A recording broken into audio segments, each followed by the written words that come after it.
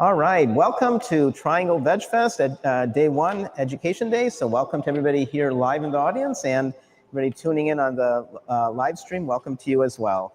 My name is Dilip Barman. I'll be your MC today. I'm president of Triangle Vegetarian Society, and just minutes ago, we went live with our Thanksgiving reservation requests. So we host the country's biggest vegan Thanksgiving, and I encourage you to come to trianglevegsociety.org. And you can find out about our Thanksgiving and pre-Thanksgiving there. It's the biggest in the country. We'd love to have you come. But today is the first day of Triangle Veg Fest, and I have the lucky job of getting to introduce some amazing people.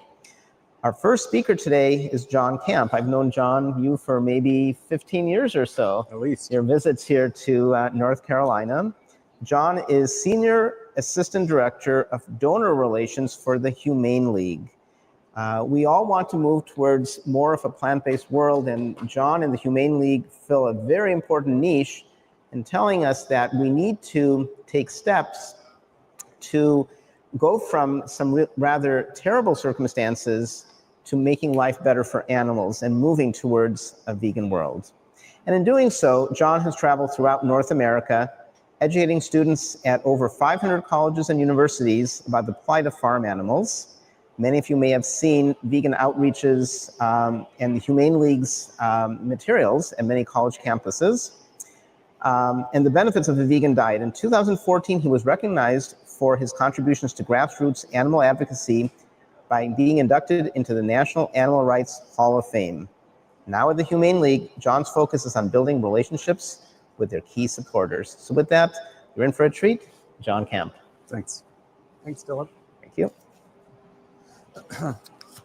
Triangle Veg Fest Education Day 2025. Are you ready for this presentation? Yay! Hey everyone, my name is Jon Camp. I am, as Dilip said, Senior Associate Director, Donor Relations for the Humane League. Thanks for coming out today and for your interest in a vegetarian diet.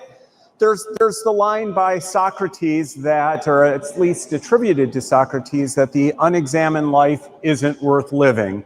And I think by getting out here and exploring the impacts of your food choices, you are pursuing examined life, and it's great and righteous of you for doing that. Factory farming is a multi-headed beast that causes tremendous suffering on the lives of farm animals, and it can often feel daunting to make any progress in that direction. And it's my hope within the next 15 to 20 minutes to talk to you about one campaign that is taking practical steps and is actually moving things in the right direction and impacting millions of animals. But before I get to that, a little bit about my background. Like many of you, I grew up in a small town I grew up in a small town called Antioch, Illinois, a suburb of Chicago, in between Chicago and Milwaukee.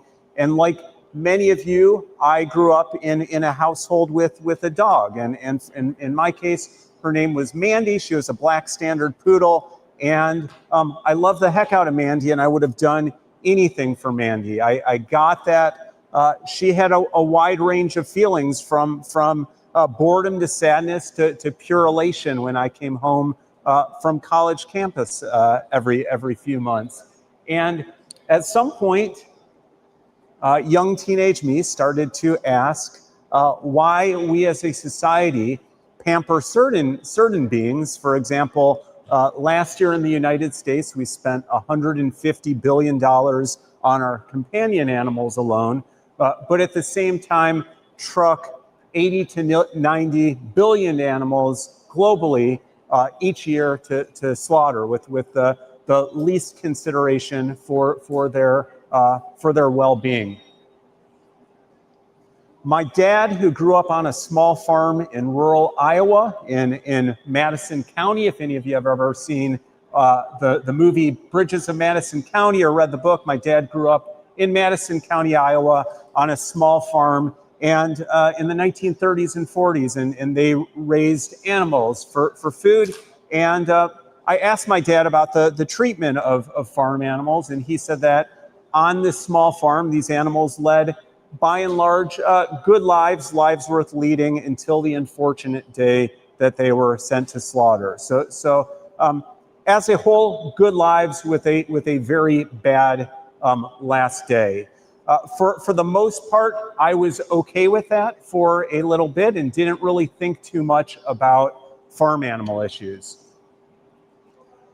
In the spring of 1995, 30 years ago, I was a freshman at a community college in Grays Lake, Illinois, called the College of Lake County, and I took an Introduction to Ethics course. And every day we talked about various ethical issues, and one day we talked about the treatment of farm animals.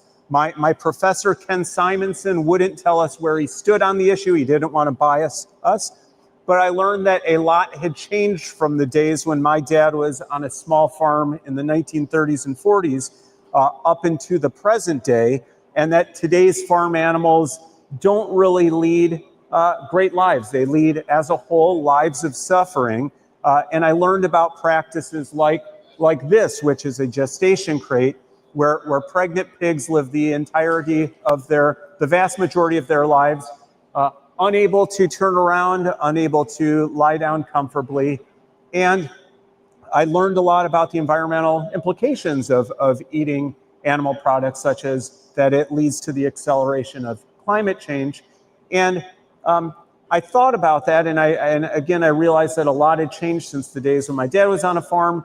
And as somebody who is concerned about speaking, who kind of envisioned myself as somebody who spoke up for the underdogs, who looked out for bullies, who tried to make the world a kinder place with less suffering and less violence in it, I realized that the current day treatment of farm animals didn't sync up with my values, and that while the professor wouldn't tell us where he stood on the issue, I knew in my heart that I didn't want to support those practices. I went vegetarian that day. It was before I had access to the internet. I sent a actual letter to PETA.